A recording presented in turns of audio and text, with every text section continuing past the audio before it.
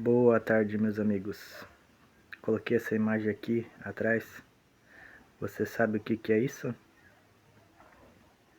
Pois é. Isso daqui é uma tapeçaria. Você sabe o que é uma tapeçaria? Tapeçaria é basicamente um tecido grande que ele é feito de vários fios que eles estão entrelaçados, esses fios. E aí eles formam essa imagem quando esses fios estão entrelaçados. Mas quando esses fios eles estão sozinhos, eles não fazem sentido nenhum. Isso aqui é outra imagem também de uma tapeçaria, né? São fios que eles estão entrelaçados, mas quando eles estão sozinhos, eles não fazem sentido nenhum. Já quando eles estão juntos, eles formam essa imagem. Pois bem, o que eu quero trazer com isso? Quando você usa um versículo da Bíblia isolado, você está usando um fio somente. E ele não faz sentido sozinho. Agora, quando você usa vários fios, e aí você forma uma imagem completa, isso representa a Bíblia completa. E aí ela tem uma imagem completa, perfeita, que dá para entender bem o sentido completo. Então, quando você pega um versículo da Bíblia isolado, ele é só um fio dessa tapeçaria.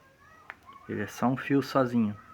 Mas quando você junta esses fios, você forma essa imagem completa que você está vendo aqui, ó.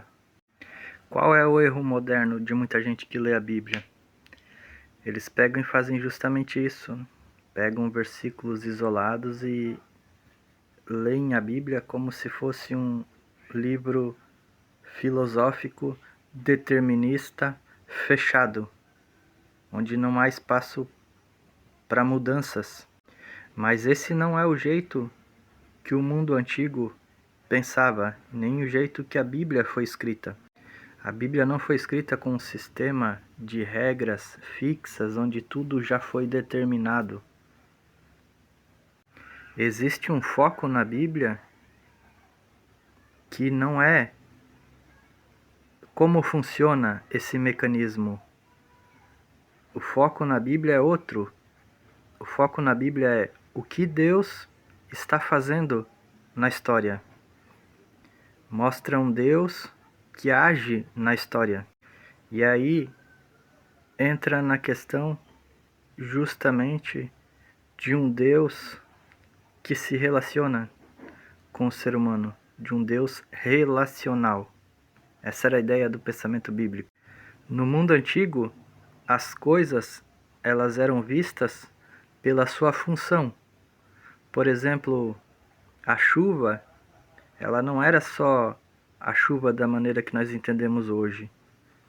A chuva, ela representava bênçãos ou julgamento da parte de Deus. Isso mostrava que Deus estava agindo na história. Deus, na Bíblia, não é visto como uma força abstrata. Uma força abstrata é algo que produz algo, tipo energia, produz a luz, né? Mas ela não sente, ela não fala, ela não decide. Deus não é como uma força abstrata na Bíblia. Deus é um Deus relacional. Você vai ver na Bíblia um Deus que age, um Deus que fala, um Deus que responde, um Deus que interage com a pessoa humana. E aí vem a ideia do decreto dentro da visão judaica. Não tinha nada a ver com essa ideia de decreto imutável criada por essa sistematização posterior. Dentro da ideia dos decretos, no mundo antigo, existe uma diferença. Uma coisa é o propósito de Deus estabelecido já antes da fundação do mundo, e outra coisa é, muito diferente dessa, Deus estabelecendo cada detalhe rigidamente, de forma imutável. Isso não existe na Bíblia e nem no pensamento antigo. O Novo Testamento, ele fala de propósito, fala de intenção e fala de um plano geral para a humanidade, que é diferente de cada detalhe, cada ação humana determinada por Deus. Isso não existe na crença antiga.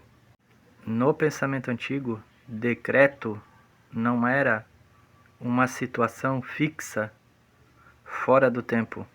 Decreto é uma decisão de Deus dentro de uma situação concreta em que as pessoas estão vivendo.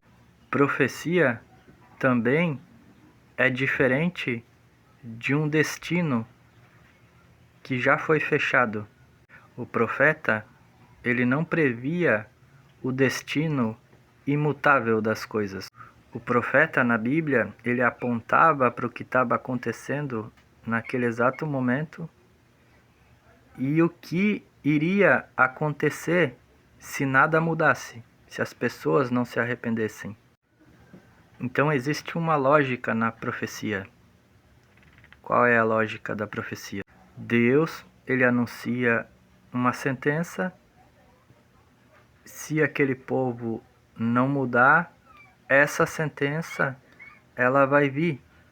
Mas isso não é um destino automático, fixado, que não pode ser mudado.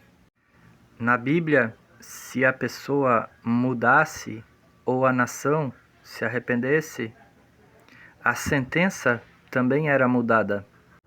E eu quero deixar claro que isso não é uma exceção na Bíblia. Isso é o padrão bíblico. Um exemplo claro está em Jeremias, capítulo 18. Deus vai dizer em Jeremias que ele pode anunciar um juízo, mas se houver uma mudança, ele também promete que vai mudar aquilo que ele diz que ele faria. Isso mostra claramente que existia uma dinâmica. Outro exemplo, claro, é a cidade de Nínive.